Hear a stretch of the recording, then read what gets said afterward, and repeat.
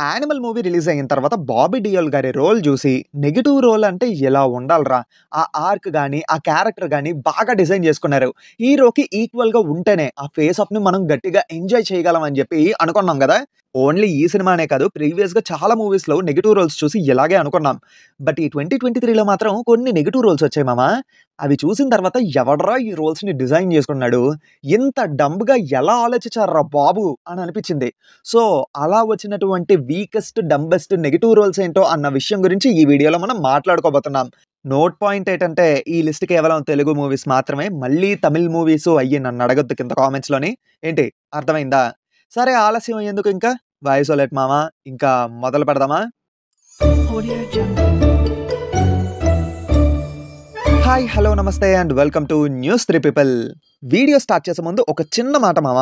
కష్టపడి మీకోసం కంటెంట్‌ని సేకరించి వీడియోలైతే రెడీ చేస్తున్నాము. సో, రిటర్న్‌గా మేమేదైనా కోరుకుంటున్నామంటే అది మీ దగ్గర నుంచి సపోర్టే. సో, ప్లీజ్ ప్రతి వీడియోకి అడుగుతున్నామని కాదు. ఈ వీడియో కూడా ఒక చిన్న టార్గెట్ ఇస్తున్నాను. ఒక 2,000 లైక్స్ చేయండి. అంటే మీరిలా లైక్ చేసి సపోర్ట్ చేస్తేనే కదా మాకు కొంచెం కొత్త వీడియోలు చేయడానికి కాస్త ఎనర్జీ వచ్చేది.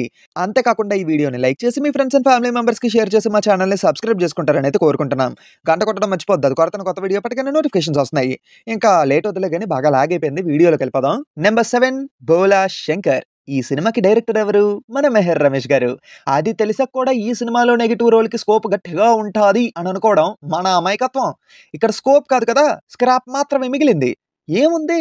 ఏదో పెద్ద తలకాయ అని చెప్పి ఓవర్ చేయడం, బ్రెయిన్‌లెస్ పనులు చేయడం, లాస్ట్‌కి హీరో చేతుల్లో అడ్డంగా మరి చీప్‌గా చచ్చిపోవడం. సినిమాలోని వీళ్ళు చేసే ఓవర్ యాక్షన్‌కి చాలా చీప్‌గా హీరో చేతుల్లో చచ్చిపోవడానికి చూస్తుంటే ఛీ! ఇదేం నెగెటివ్ రోల్ రా బాబు! అని అనిపిస్తది. ఏమైనా అంటే బేస్ వాయిస్ యేసుకొని నా తమ్ముడిని చంపిన వాడిని నేను వదలను. వాడిని చంపేస్తాను అని అరవడం తప్ప పీకేదేం లేదక్కడ. మళ్ళీ కామెడీ ఏంటంటే ఈ సినిమాలో మెయిన్ నెగెటివ్ రోల్ చేసినతను ఉన్నారు కదా! ఆయన ప్రతిసారి ఇదే యూజ్‌లెస్ నెగెటివ్ రోల్స్ చేయడం ఇంకా చిరాకొస్తుంది. ఒక్కసారి ఆయన ఫిల్మోగ్రఫీ ఓపెన్ చేసి మీరే చూడండి. ఒక్కటంటే ఒక్కసారి కూడా ఒక వేరియేషన్ ఉన్నటువంటి నెగెటివ్ రోల్ గాని, వేరే ఏదైనా రోల్ గాని చెయ్యలేదు. ఇదే రొటీన్ నెగెటివ్ రోల్స్ చేసుకుంటూనే ఉన్నారు. మళ్ళీ అటు తిరిగి, ఇటు తిరిగి ఈ సినిమాలో కూడా అదే రొటీన్ రోల్ చేశారు. ఇంతకంటే ఎక్కువ ఈ రోల్ కోసం మాట్లాడుకుంది చాలులే గాని, నెక్స్ట్ మూవీ ఏంటో చూసేద్దాం. Number 6 meter. దీనమ్మ జీవితం, ఇంత డంబెస్ట్ విలన్ రోల్‌ని నా జీవితంలో ఎప్పుడూ చూడలేదు. మూవీ బిగినింగ్ నుంచి ఏదో పెద్ద తోపుగాడిలా అరుపులు, కేకలు. సింపుల్‌గా చెప్పాలంటే ఇది కూడా అదే రొటీన్ విలన్ టెంప్లేట్. ఇదే అనుకుంటే ఈ మనిషికి ఇంకొక విచిత్రమైన మేనరిజం కూడా ఉంటది. మెడకాయని లెఫ్ట్, రైట్ తిప్పుతాడన్నమాట. ఆ తిప్పుడుని చూసాక ఇంకొంచెం గట్టిగా తిప్పితే ఆ మెడకాయ ఇరిగిపోద్దిరా అయ్యా! కాస్త జాగ్రత్తగా ఉండు అని చెప్పాలనిపించింది. కానీ మరీ అంత దరిద్రమైన మూవ్‌మెంట్ ఏంటంటే ఈ సినిమాలోని, సినిమా మొత్తం కూడా ఈ మనిషి ఏదో పెద్ద తోపు, తురుము అని చెప్పి సీఎంని కూడా ఇరక్కుమ్మేసే అంత రేంజ్ వీడిది అని చెప్పి క్లైమాక్స్‌లో మరీ ఎర్రి పప్పని చేస్తారు మామ. ఈ ఇయర్ నేను చూసిన మూవీస్‌లోని అతి పెద్ద డంబెస్ట్ విలన్ క్యారెక్టర్ ఇదే. నంబర్ 5 ఆదికేశవ. మొదటిగా ఏంటంటే ఈ సినిమాలో విలన్‌గా చేసినటువంటి జోజు జార్జ్ గారి గురించి చెప్పాలి. మలయాళంలోనే కాదు, ఇండియాలోనే one of the most finest actor ఆయన. మలయాళంలో ఆయన చేసిన మూవీస్ చూడండి మీకే అర్థమవుతుంది. అలాంటి మనిషి ఈ రోల్‌ని ఎలా యాక్సెప్ట్ చేశారో నాకైతే ఇప్పటికీ అర్థమై చావట్లేదు. Under utilized and utterly villain template. Same first ఇద్దరిలాగే. బిగినింగ్ నుంచి ఆయనని మించిన వాడే లేడు అన్నట్టుగా చూపించడానికి ట్రై చేశారు. సర్లేరా బాబు, ఆయన మరీ డేంజరస్, పవర్‌ఫుల్ మేము ఒప్పుకుంటాంలే అని అనుకుంటే, క్లైమాక్స్‌లో ఎంత సిల్లీగా చంపేస్తారో తెలుసా? అది చూసిన తర్వాత నా 2 జేబుల్లోని చేతులు పెట్టుకొని థియేటర్ నుంచి బయటకు వచ్చేసి, ఇంకోసారి జీవితంలో కూడా ఈ సినిమా వైపు చూడకూడదు అని చెప్పి అనిపించింది. ఈ లిస్ట్‌లోని ఒక మంచి నటుడిని ఇంత వర్స్ట్‌గా యూజ్ చేసుకున్నటువంటి మూవీ ఏదైనా ఉందంటే అది ఇదే. Number 4 agent. ఇప్పుడు స్పై థ్రిల్లర్ అంటే సినిమాలో విలన్ అనేవాడు ఎంత తెలివైనోడు అయ్యుండాలి. చేసే ప్రతి పని, వేసే ప్రతి అడుగు వెరీ ఇంటెలిజెంట్‌గా అనిపించాలి. కానీ ఈ సినిమాలోని యాంటాగనిస్ట్ రోల్ ఉంటది మామ. ఏం పాపం చేసుంటే ఇంత వర్స్ట్ రోల్‌ని ఈ సినిమాలో చూడాల్సొచ్చిందిరా అని అనిపించింది. ఆబ్వియస్‌లీ సినిమా కూడా తేడా కొట్టేసిందనుకోండి, అది వేరే విషయం. ఇంకా సినిమాలోని మన విలన్ కంటి దగ్గర ఒక దిక్కుమాలిన డివైస్ ఒకటి ఉంటది. దాంతో ఏదో పెద్ద యూజ్ ఉన్నట్టు, టెక్నికల్లీ వెరీ పవర్‌ఫుల్ అన్నట్టు చెప్పడానికి ట్రై చేశారు గానీ, ఒక్క ముక్క కూడా మనకు అర్థమై సావలేదు. మళ్ళీ వీడి పేరు గాడ్ అట గాడు. గాడ్‌కి కొట్టేవాడు లేక. గాడ్ అని పేరు పెట్టుకొని ఏదో పెద్ద విలన్ అని చెప్పుకోవడం తప్ప చేసేవన్నీ సుత్తి పనులే. ఫ్యూచర్‌లో ఎవరైనా స్పై థ్రిల్లర్ తీయాలి అన్న ఆలోచన ఉంటే ఖచ్చితంగా ఈ సినిమా చూడాలి.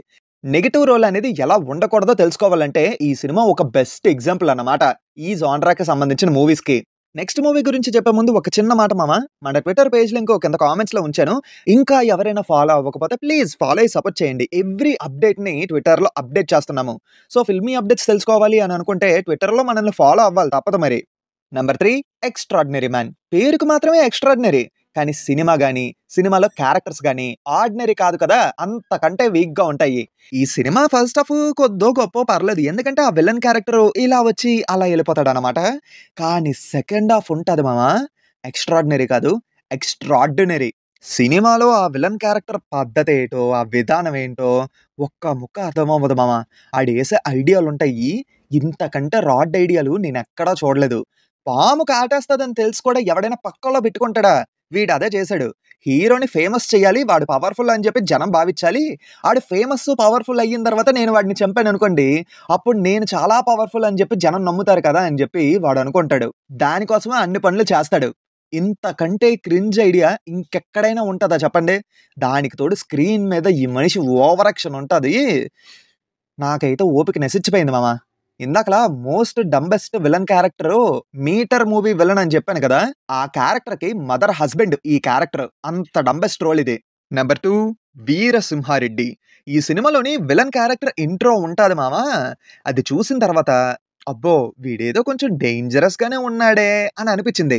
కానీ ఎప్పుడైతే పెద్ద బాలయ్య ఇంట్రో అవ్వుద్దో అది చూసిన తర్వాత ఈ క్యారెక్టర్‌కి ఇచ్చిన ఎలివేషన్‌కి, మనోడికి జరిగిన అవమానానికి అసలేమైనా సంబంధం ఉందా?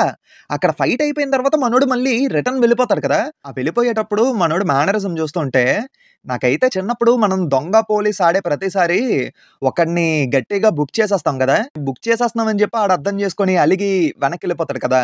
సేమ్ అలాగే అనిపించింది ఆ క్యారెక్టర్‌ని చూస్తే. ఇంకా ఇంటర్వెల్ దగ్గర వీరసింహారెడ్డిని పోట్లు పొడిచేది వాళ్ళ చెల్లి. ఈ మనిషి ఒక హ్యాండ్ ఏస్తాడు అంతే. అంతేకాదు దానికి ముందు మళ్ళీ దెబ్బలు తినేస్తాడు. తర్వాత ఇండియా వచ్చిన తర్వాత మనోడు వాళ్ళ నాన్న సమాధి దగ్గరికెళ్ళి, "వీరసింహారెడ్డిని నేనే చంపాను నాన్న" అని చెప్పి అరుస్తాడు. అసలు నువ్వెక్కడ చంపావు భయ్యా? నాకర్థం కాలేదు. ప్రతిసారి ఏదో ఊడబీకేస్తున్నట్టుగా రావడం, సావు దెబ్బలు తినడం, మళ్ళీ పెళ్ళాం దగ్గరికొచ్చి తిట్లు తినడం. ఇంతకంటే వరస్ట్ రోల్ ఇంకెక్కడైనా ఉంటదా చెప్పండి? ఒక కమర్షియల్ మూవీలోని విలన్ అనేవాడు ఎలా ఉండకూడదు అంటే ఈ సినిమా బెస్ట్ ఎగ్జాంపుల్.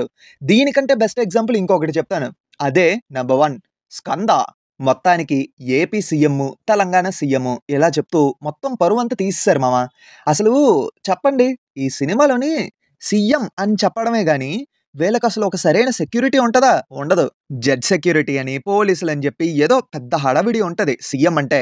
కానీ వీళ్ళెలా ఉంటారంటే ఆకు రౌడీలుంటారు కదా!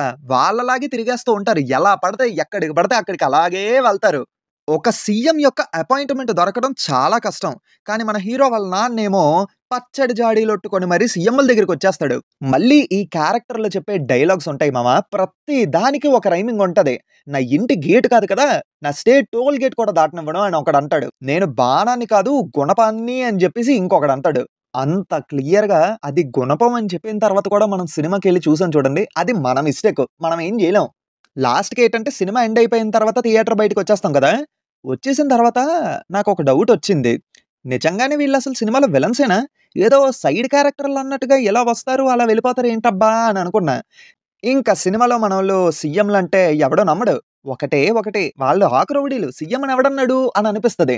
'వినయ్ విధేయ రామ' తర్వాత బోయపాటి గారు డిజైన్ చేసుకున్నటువంటి వర్స్ట్ నెగెటివ్ రోల్ ఏదైనా ఉంది అంటే అదిదే. 2 స్టేట్స్‌కి chief ministers. Oh! Sorry chief ministers. ఇంతటితో ఈ లిస్ట్ సమాప్తం మామ. ఈ ఇయర్ మిమ్మల్ని బాగా ఇరిటేట్ చేసినటువంటి ఆ నెగెటివ్ రోల్ ఏంటో కింద కామెంట్స్‌లో చెప్పండి. ఆల్సో చెప్పినట్టుగానే ఆ చిన్న టార్గెట్ కాస్త 2,000 లైక్స్ కంప్లీట్ చేసేస్తే మేము కొత్త వీడియోలు చేయడానికి మాకు కూడా కాస్త మోటివేషన్‌లా ఉంటది. ఏమంటారు? ఉంటాను మరి. మళ్ళీ నెక్స్ట్ వీడియోలో కలుద్దాం. Until then take care and bye by.